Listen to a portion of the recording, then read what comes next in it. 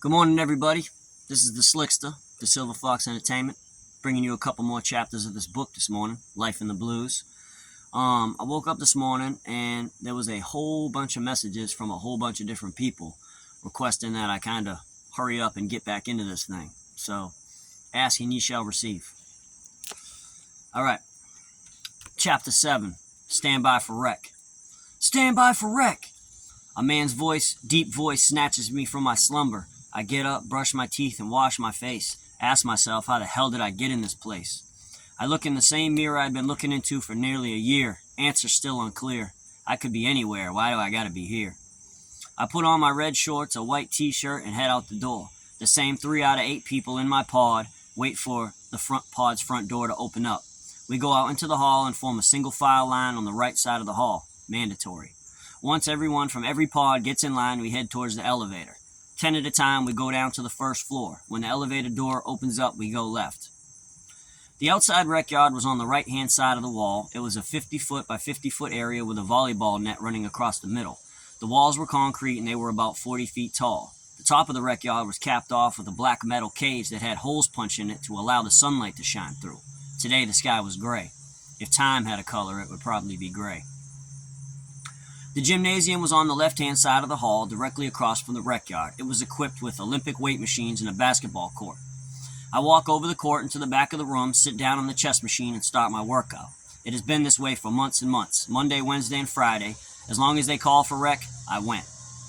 I was really surprised at how fast my body got bigger and stronger. Not by much, of course, but when you're 130 pounds most of your adult life, suddenly you wake up 150, it was a big difference. I couldn't wait to step out on the beach wearing a crispy wife beater. I will not sit here and tell you that I'm some kind of weightlifter. If anything, I was a medium-sized bodybuilder at best. That much is obvious. But I will say that I became a beast trained in the absence of meat. While pushing out my last rep of my 10th set, I heard, "Rec's over, move out." I was getting really good at timing my workouts perfectly, and that really bothered me. When we returned to the pod, the other guys would take turns showering, and then they would go back to bed. But for me, round 2 of chest workout commences by doing a push-up countdown.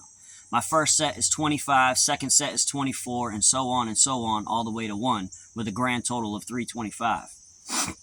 Since I was the only one awake, I walked to the front door and knocked 3 times. Tap, tap, tap.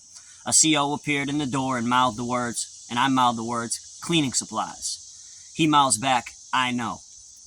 Jail is a place of extreme repetition. If you get on a schedule, then less words have to be spoken. Saving time in jail. Sad but true. The cleaner the pod was during daily inspections meant the more privileges we could earn. So I took it upon myself to damn near do all the cleaning because I liked extra rec and for the phones to be turned on earlier. And I really loved extra trays. Plus, living in a clean habitat was a win-win situation for all of us. Cleanliness is godliness.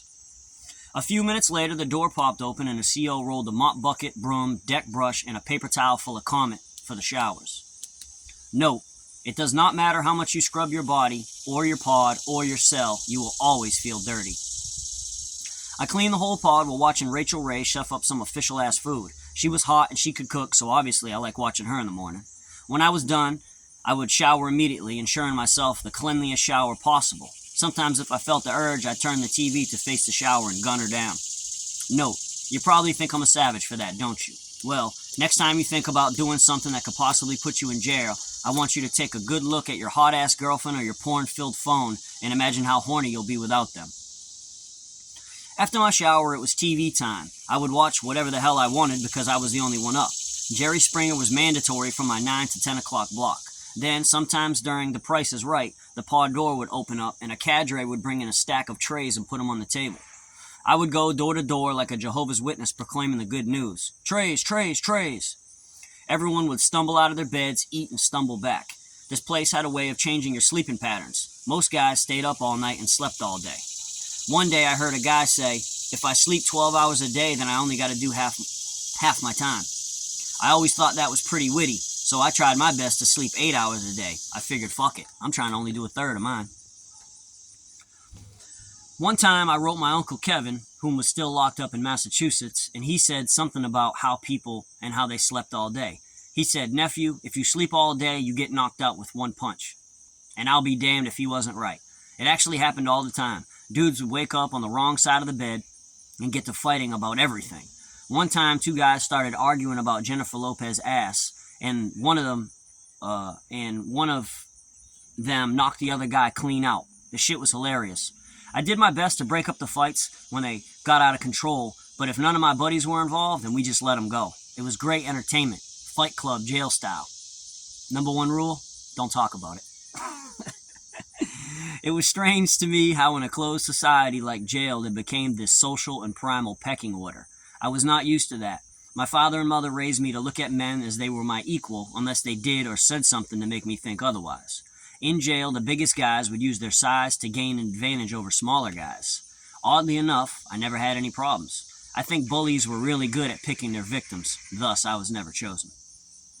Note, if you're a little guy like me and a big guy pulls upon you aggressively, take my advice. Pop off like ejector seats. Think about it. It's a win-win. If he beats you up, people are going to say stuff like, big surprise. But if you beat him up, you will not only expose his weakness, but dudes will say stuff like, don't mess with that guy, he beat up such and such.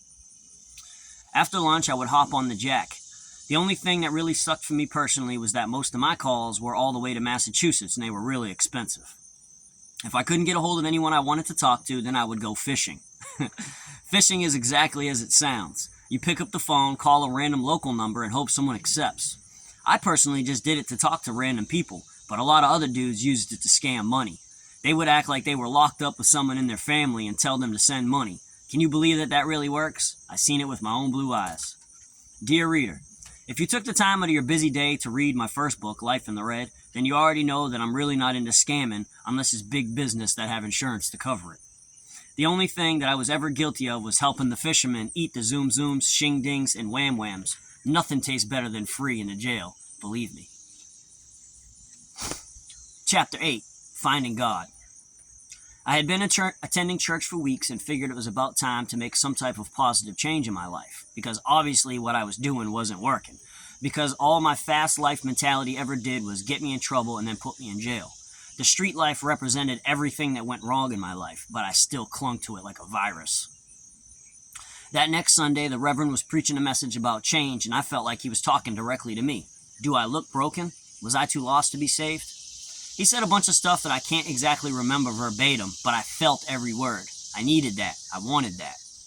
So at the end, he said, will there be one today that is going to give his soul to Christ? I stood up, but I didn't move, and he kept talking. I stepped forward like I was volunteering for some type of noble task, and in that tender moment, I decided to lay myself bare before the man upstairs.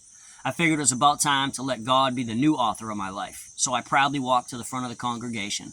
I told myself I am where I am because of the choices that I made, no one else. But in the back of my mind, I knew it wasn't the whole truth. Technically, a snitch put me in here, but the past is the past for a reason, and that reason is simple, to look back on and reflect, but to always move forward from.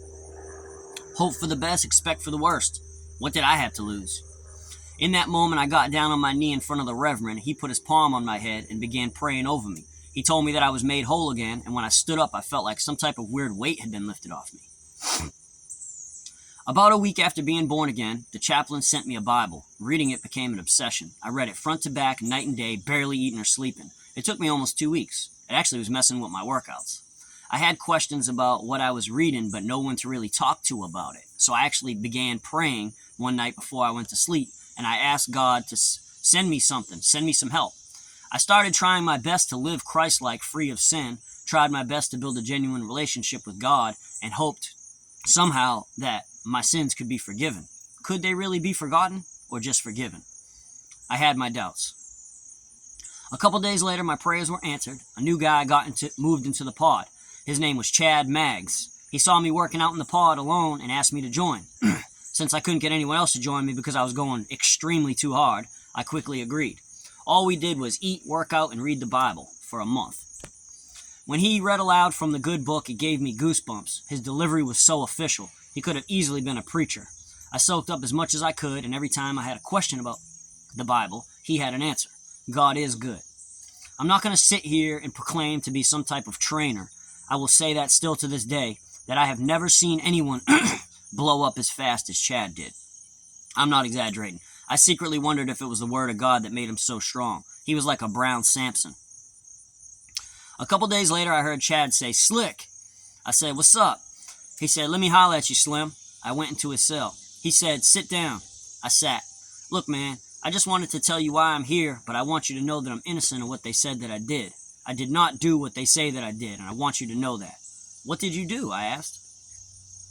While he was telling me his story, I got furious and wanted to punish him for what he said. They said he did, but a strange and sudden sense of calm rolled over me like waves, extinguishing the smoldering flames. Our friendship wasn't the same after that. There was no way for me to be sure if he was telling me the truth or not, so I kept my distance. About a week later, Chad got bonded out, and I never saw him again.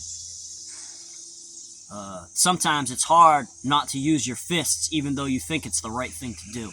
And that is a hard fact to get around in jail. I guess he wasn't guilty at all. I mean, why did they let him go? Dear reader, I want you to know that I will continue saying things like, "I never saw him again, and he should be home by now." The reason is obvious. I'm still here and don't want to be. I usually only do 2 chapters, but I'm going to do 4 because these ones are really short. Okay, Chapter 9, NBA. Let me tell you something about doing time. The best part is watching people leave, because even if it isn't you, at the very least, it proves that time isn't standing still. Well, one day my silly Bowflex moved into custody level blue medium, blue jumpsuits. We hugged and exchanged goodbyes. Never saw him again. 2 whole luxurious days of single cell status ended abruptly while I was sitting on the toilet trying to get a couple shots off, and my door popped. "Yo! Hello!" in a foreign tone. "Hold up, man, I'm shitting." "Okay." Why does he sound so weird, I thought. A few minutes later, I came out of my cell to see my new cellie. He was tall, slender, and he had his hair in small twists, and he was dark-skinned. He saw me come out of the cell, smiled, and walked towards me. When he got within arm's reach, he carefully placed his tub on the floor and stuck his hand out for me to shake it. "I live with you?" I smiled. "Yeah, what do they call you?" He stood tall, stuck his chest out pridefully, and said, "NBA," like he